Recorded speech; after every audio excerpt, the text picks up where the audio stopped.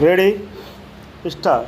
श्रीमान अपने अनुभव के पश्चात गेहूं के थोक व्यापार के संबंध में, जैसा मैंने पूर्व में भी बताया था कि अपनी गलत नीतियों के कारण सरकार अब चावल के थोक व्यापार से बाज आएगी, परंतु मेरी समझ में नहीं आता है कि सरकार किस आधार पर ऐसी नीति निर्धारित करती है। हमने पहले सोचा था कि हमारी सरकार अच्छी है, सरकार का कार्य अच्छा है, शायद हमारी सरकार किसानों के हित में नीति निर्धारित करती है, वह भी साकार नहीं हो सका। फिर सोचा कि उपभोक्ताओं के हित में नीति निर्धारित कर रही है, वह भी सच नहीं हुआ। बाद में हमारी समझ में आया कि वह सिर्फ अपनी छवि बनाने के लिए नीति निर्धारित करती हैं, लेकिन जब हम देखते हैं तो मालूम होता है कि यदि किसानों के हित में उसने यह नीति बनाई है तो उसका लागत मूल्य उनको मिलना चाहिए, तो उन्हें वह भी नहीं मिला। यदि उसने उपभोक्ताओं के हित में नीति निर्धारित की है तो क्या उनको उचित मूल्य पर वे वस्तुएं उपलब्ध हुई हैं, और यदि उसने अपने हित में यह नीति बनाई है तो क्या सरकार के कार्यों की लोग प्रशंसा कर रहे हैं। परंतु हम देखते हैं कि सरकार की किसी ने प्रशंसा नहीं बल्कि लोगों ने आलोचना की है। शायद उसने किसी के हित में अपनी नीति निर्धारित नहीं की है, उसी कारण से उसकी कोई प्रतिष्ठा नहीं बन रही है।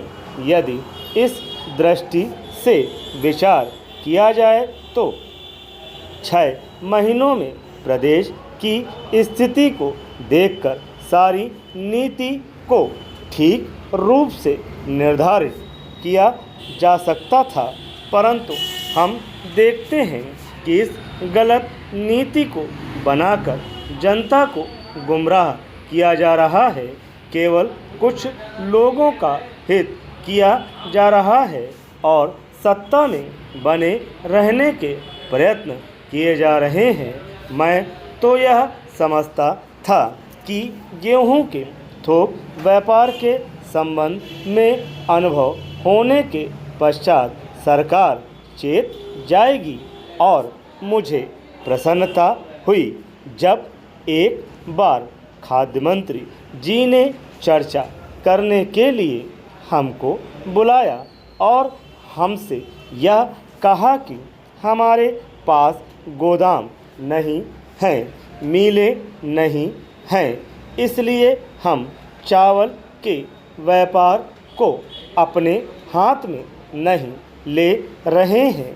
मुझे उनकी बात सुनकर ऐसा लगा कि खाद्य मंत्री जी यथार्थवादी नीति पर चलेंगे, परंतु 10 दिन के पश्चात उन्होंने यह घोषणा कर दी कि हम चावल मिल अपने हाथ में ले रहे हैं और इस वर्ष तो नहीं, अगले वर्ष तक चावल का व्यापार अपने हाथ में ले लिया जाएगा।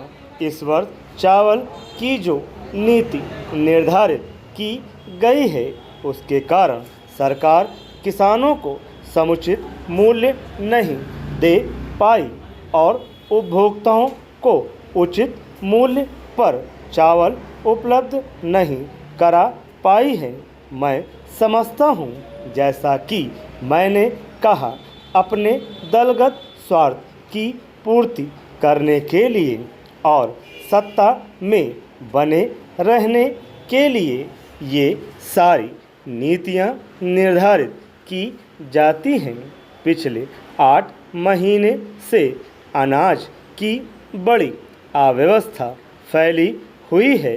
हमको बताया गया है कि हमारे पास पर्याप्त संग्रह नहीं है, लेकिन उत्पादन के आंकड़े यह बताते हैं कि उत्पादन इतना कम नहीं हुआ है कि जनता को 500 ग्राम अनाज राशन के रूप में दिया जाए।